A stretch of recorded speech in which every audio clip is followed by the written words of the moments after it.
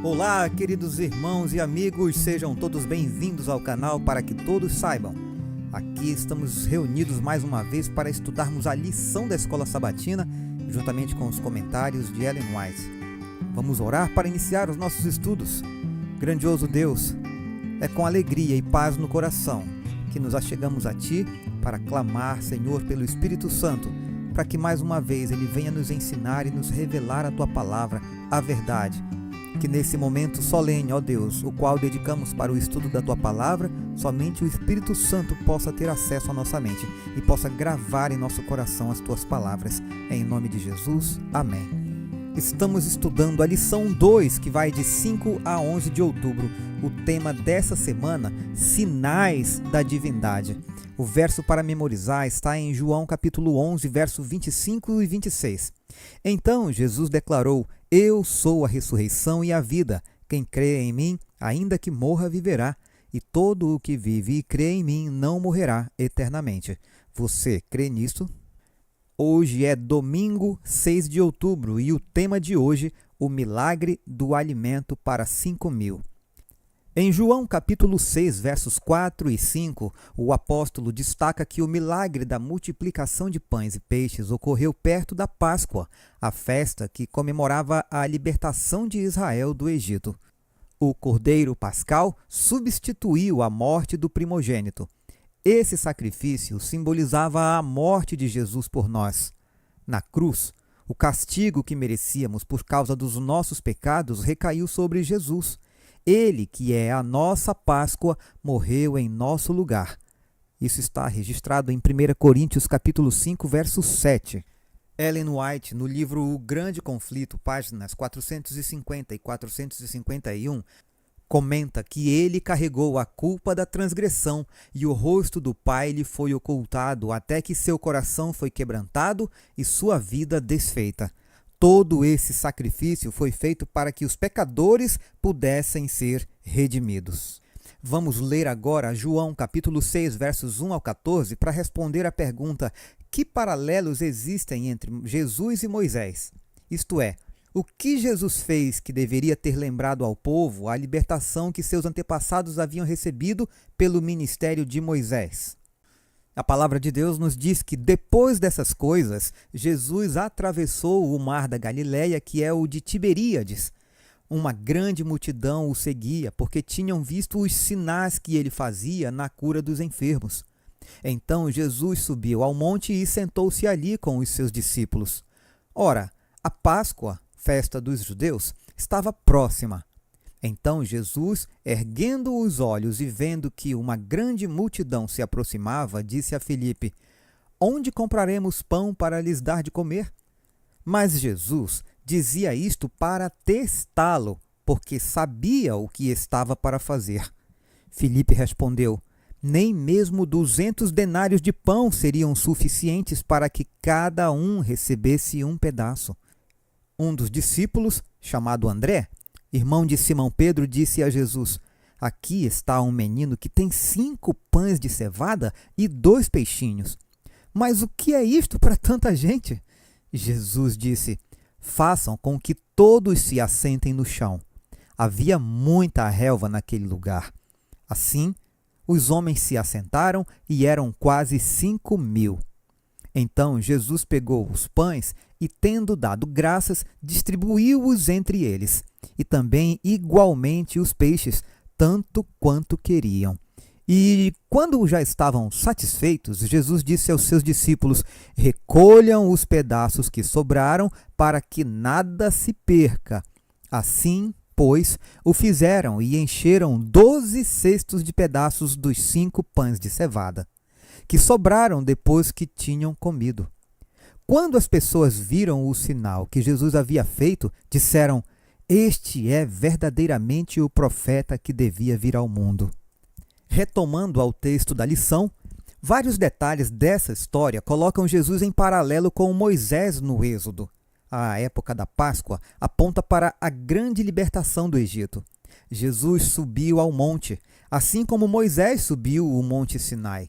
Jesus testou Filipe, assim como os israelitas foram provados no deserto. A multiplicação dos pães lembra o maná.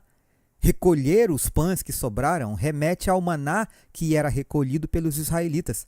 Sobraram 12 cestos de pedaços de pão, o mesmo número das 12 tribos de Israel. E o povo comentou que Jesus era o profeta que viria ao mundo, isto é, o profeta semelhante a Moisés, predito em Deuteronômio 18, verso 15. Tudo isso aponta para Jesus como o novo Moisés, que veio para libertar seu povo. Assim, João descreve Jesus não apenas fazendo sinais e maravilhas, mas sinais e maravilhas que, em seu contexto, deveriam ter tido um significado especial para o povo judeu.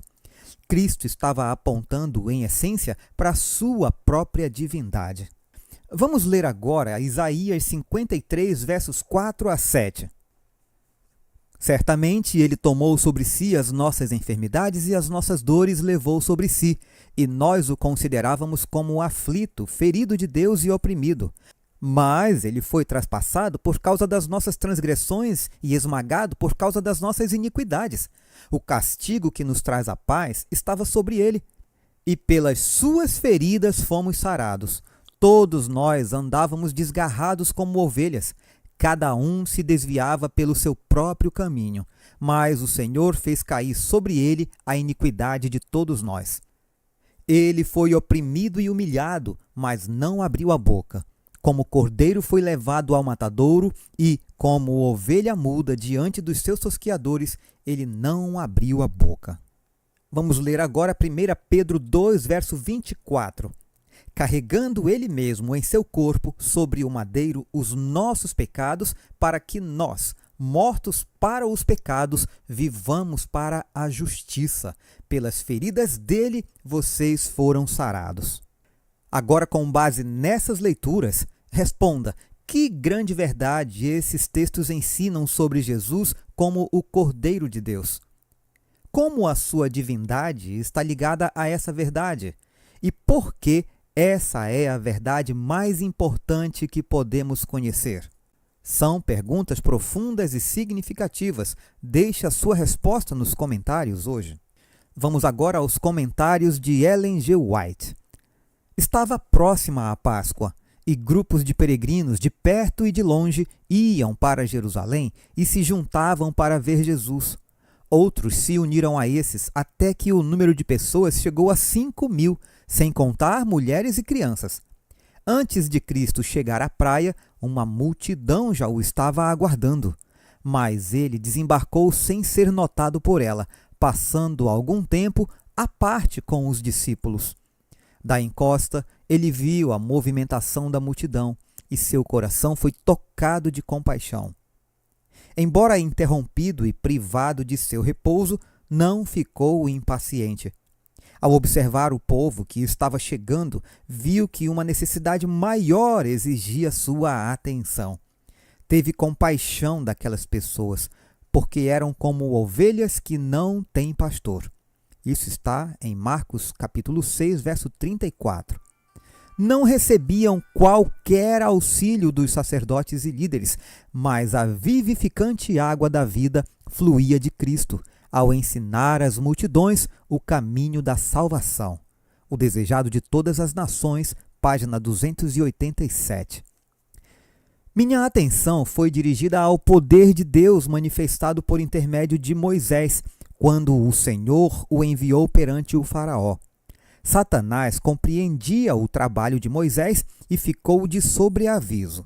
Ele sabia que Moisés era o escolhido de Deus para romper o jugo da escravidão dos filhos de Israel e que nessa missão ele prefigurava o primeiro advento de Cristo para subverter o poder de Satanás sobre a família humana e libertar aqueles que estavam cativos de seu poder. Satanás sabia que quando Cristo aparecesse, efetuaria poderosas obras e milagres, e que o mundo saberia que o Pai o enviara. Ele tremeu por causa de seu poder. Consultou seus anjos sobre como realizar a obra que deve atender a um duplo propósito. Primeiro, anular a influência da obra executada por Deus mediante seu servo Moisés, agindo por intermédio de seus representantes, e assim contrafazer a verdadeira obra de Deus. E segundo propósito, exercer uma influência por meio dos magos que ultrapassasse todas as eras e destruísse na mente de muitos a verdadeira fé nos poderosos milagres e obras feitas por Cristo, quando ele viesse a este mundo. Ele sabia que seu reino sofreria, pois o poder que exerce sobre a humanidade seria sujeito a Cristo. Não foi por meio de influência ou poder humanos de Moisés que se produziram os milagres realizados diante do faraó. Foi o poder de Deus. Aqueles sinais e maravilhas foram feitos por intermédio de Moisés para convencer o faraó de que o grande Eu Sou o enviara para ordenar que o rei do Egito deixasse Israel ir para poder servi-lo. Testemunhos para a Igreja, volume 1, página 266. Cristo fez reparação da culpa de todo o mundo. E todos os que se achegarem a Deus com fé receberão a justiça de Cristo, que carregou Ele mesmo em seu corpo sobre o madeiro os nossos pecados, para que nós, mortos para os pecados, vivamos para a justiça. Pelas feridas dele, nós fomos sarados. Nosso pecado foi expiado, removido, lançado nas profundezas do mar, segundo Miqueias 7, verso 19. Mediante arrependimento e fé, livramo-nos do pecado e olhamos para o Senhor justiça nossa. Jeremias 23, verso 6. Jesus padeceu o justo pelos injustos. 1 Pedro 3,18, Mensagens Escolhidas, volume 1, página 330 e 331.